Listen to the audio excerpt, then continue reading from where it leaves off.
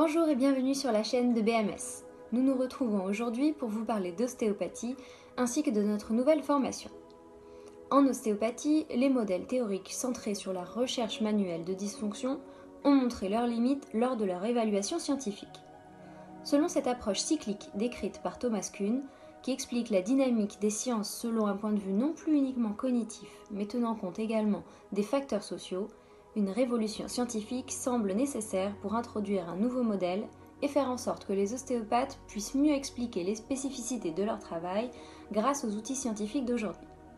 Selon Thomas Kuhn donc, dans la structure des révolutions 1970, la science ne se résume pas à une accumulation continue et linéaire de connaissances, mais à un processus cyclique qui évolue par des prises de position successives des scientifiques confrontés à la crise de leur modèle.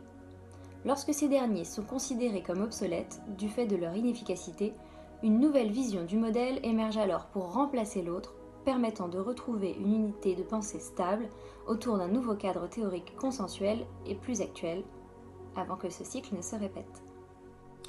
Merci Violette pour ces explications. Alors, la révolution des modèles en ostéopathie, qu'est-ce que cela signifie concrètement pour nous, ostéopathes, auprès de nos patients?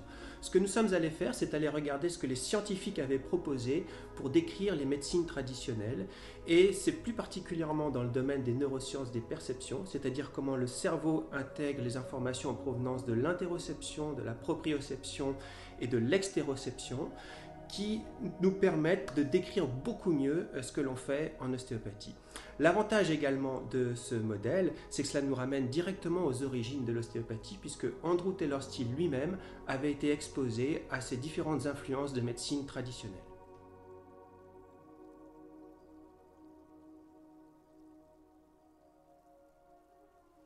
La formation Révolution de BMS propose de revisiter les principes ainsi que les pratiques en ostéopathie en utilisant les neurosciences. C'est une formation sur une journée de 8 heures en présentiel, répartie en 6 heures de théorie et de supervision, 1h30 de pratique et 30 minutes d'évaluation.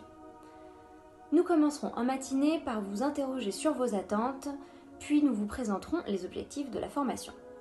Il y aura une partie hands-on sur la prise en charge en ostéopathie, qui sera alimentée par des discussions de groupe sur les effets spécifiques et non spécifiques des techniques manuelles suivies d'une partie théorique sur les neurosciences de la perception dans la pratique des ostéopathes.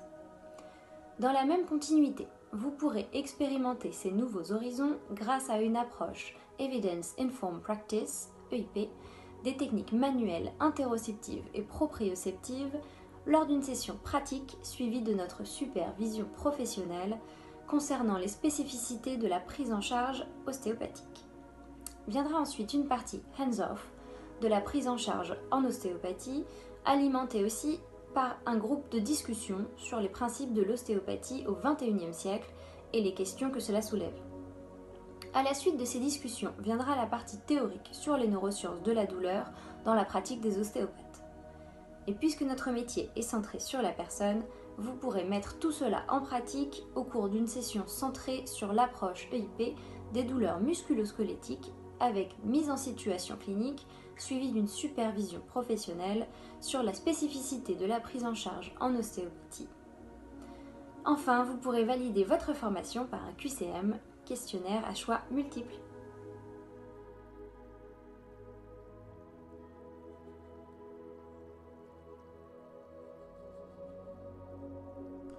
Merci pour la présentation de cette journée. Donc pour résumer ce que nous allons faire ensemble, c'est dans un premier temps identifier quels pourraient être les articles scientifiques utiles pour décrire les spécificités de notre travail d'ostéopathe, que ce soit au niveau manuel ou que ce soit au niveau de l'alliance thérapeutique.